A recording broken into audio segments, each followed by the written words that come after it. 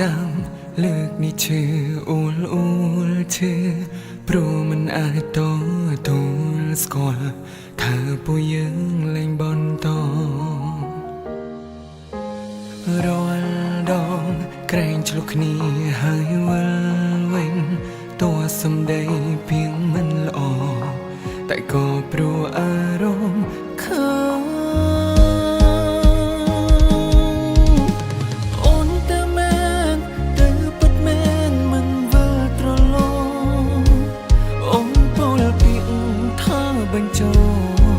ស្នេហ៍ក៏ចប់ងាយ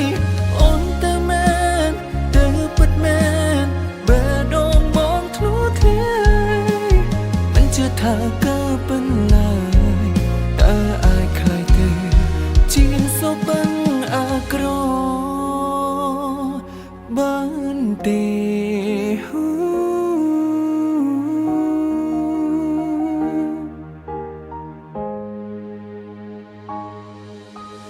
ឈឺចាំលើកនេះឈឺអ៊ូលឈឺព្រោះមិនអាចទទួលស្គាល់ថាពួកយើងលែងបន្ត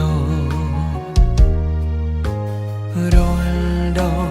ក្រែងឆ្លុះគ្នាហើយវិលវិញតួសម្ដីពីងមិនល្អតែក៏ព្រោះអារម្មណ៍ខឹង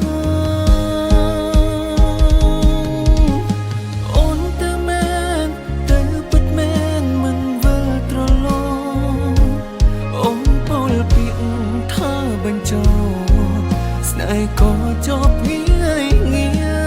យអូនតែមែនទៅពិតមែនបែរដងមកធ្លុះធ្លាយមិនជឿថាក៏ប៉ុណ្ណាតើអាចខ្លាយទៅជាសុបិនអាក្រអូនតែមែនទៅពិតមែនមិនវិលត្រឡប់